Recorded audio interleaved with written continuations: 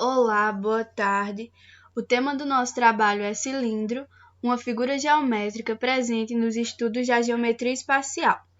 O grupo é composto por Aislan Soares, Anderson Lopes, Anderson Pedro, Bruno Henrique, João Wesley, José Carlos Cavalcante, Marissa Genuíno, eu, Maria Emanuele, Verônica Cândido e Samira Kennedy.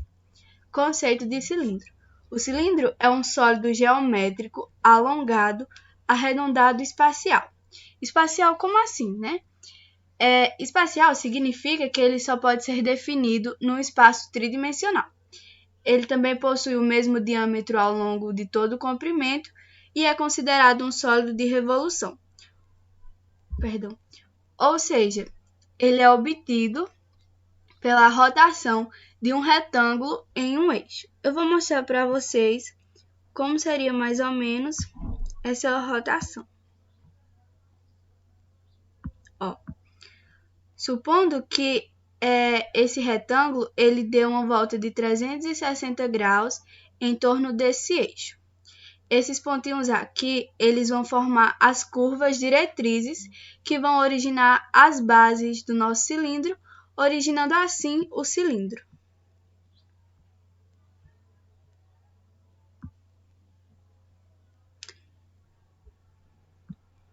Elementos de um cilindro. O cilindro ele apresenta duas bases, uma paralela e congruente à outra. Por as bases serem circulares, elas vão apresentar raios, que é um segmento que vai do centro da base até um determinado ponto da extremidade. Ela vai também apresentar um eixo, que é essa reta que liga os centros das bases, a altura, que é a distância entre as duas bases, a geratriz, que são essas linhas paralelas ao eixo, e a diretriz, que é essa curva do plano da base. Classificação dos cilindros. Os cilindros são considerados retos quando a geratriz for perpendicular às bases, né? Então, vai se formar um ângulo de 90 graus. Ele é considerado oblíquo quando as geratrizes não forem perpendiculares às bases, formando um ângulo diferente de 90 graus. O cilindro é considerado equilátero quando a seção meridiana for quadrada, ou seja, quando a geratriz for igual a 2R. Mas o que seria uma seção meridiana, né?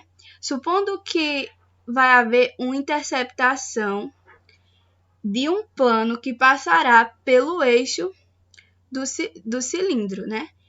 E essa interceptação ela vai gerar uma interseção retangular, que seria esse retângulo aqui dentro. Área do cilindro. A área do cilindro ela é resumida em área da base, área lateral e área total. A área da base é igual a π vezes r ao quadrado. R seria o raio. A área lateral é igual a 2 vezes π vezes r, que é o raio, vezes h, que é a altura. A área total, AT, né, é 2 vezes a área da base, pois são duas bases, mais a área lateral, ou 2 vezes π vezes r ao quadrado, mais 2 vezes π vezes r vezes a altura, né, vezes h, r é o raio, que seria as fórmulas da área da base e da área lateral. Para ver um maior entendimento sobre esse assunto, a área do cilindro, eu trouxe um probleminha aqui para vocês entenderem melhor.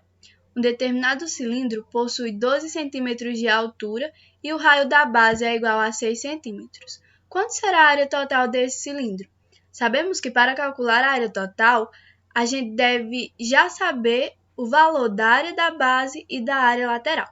Então, vamos lá. A área da base vai ser igual a π vezes 6, que é o valor do raio, ao quadrado. A área da base vai ser igual a 36, pois 6 ao quadrado é igual a 36. A área da base é igual a 36π centímetros quadrados. A área lateral. A área lateral vai ser 2 vezes π vezes 6, que é o raio, vezes 12, que é a altura. 2 vezes 12 é igual a 72. 72 vezes 12 é igual a 144. Então, a área lateral será igual a 144π centímetros quadrados. Agora, vamos calcular a área total, que será igual a 2 vezes 36π vezes 144π. 2 vezes 36 é igual a 72. Aí, 72 mais 144 vai ser igual a 216π centímetros quadrados. Olá, boa tarde. Volume de um cilindro. Para sabermos o volume de um cilindro, precisamos calcular o produto da base e a altura. Mas nós já sabemos que essa figura tem como sua base uma circunferência. E a área de uma circunferência é calculada pelo produto entre o valor de π, que é 3,14, vezes o valor de raio ao quadrado. E isto justifica a nossa fórmula para calcularmos o volume do cilindro, que é calculado pela seguinte fórmula: π, que é 3,14, vezes o valor de r ao quadrado, vezes a altura do cilindro. Bom, para darmos uma fixada nessa parte do conteúdo, eu trouxe essa questãozinha aqui para resolver. Calcule o volume do cilindro a seguir, usando 3,14 como valor de π. É um cilindro onde sua base tem 4 cm como valor de raio e sua altura é igual a 5 cm. Quando jogarmos na fórmula, a fórmula ficará a seguinte: volume do cilindro igual a 3,14 vezes 4 ao quadrado, que é igual a 16, vezes 5. 16 vezes 5 é 80. Então, para obtermos o resultado desse volume, é só fazer o produto entre 3,14 e 80, na qual vai ficar 251,2 centímetros cúbicos.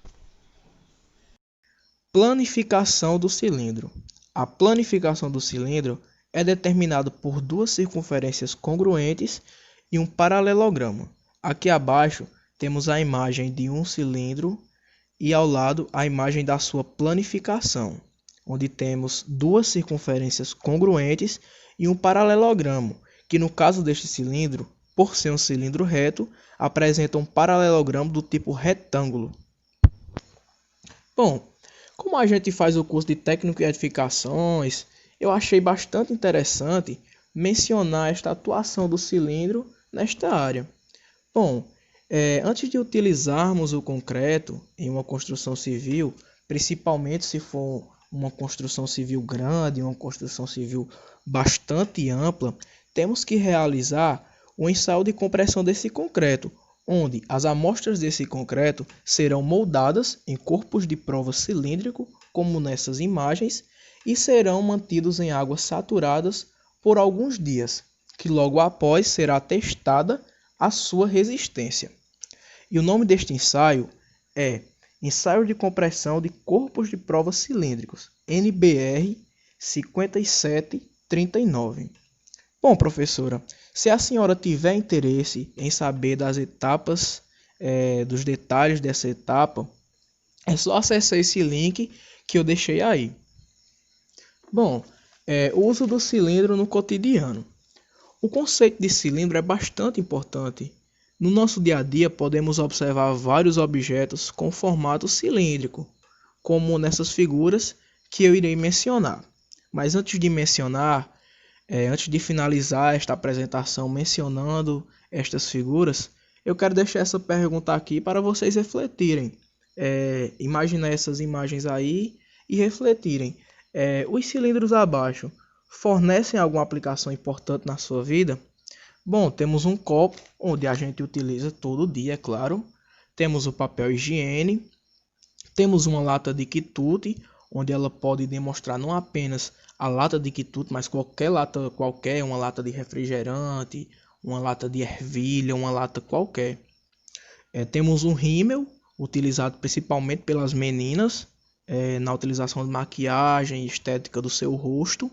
Temos esse pote, onde principalmente as nossas mães armazenam café e açúcar. E temos uma panela por fim. Bom, gente, esta foi a nossa apresentação. Espero que todos tenham gostado. Muito obrigado pela atenção de todos. Um abraço em cada um de vocês.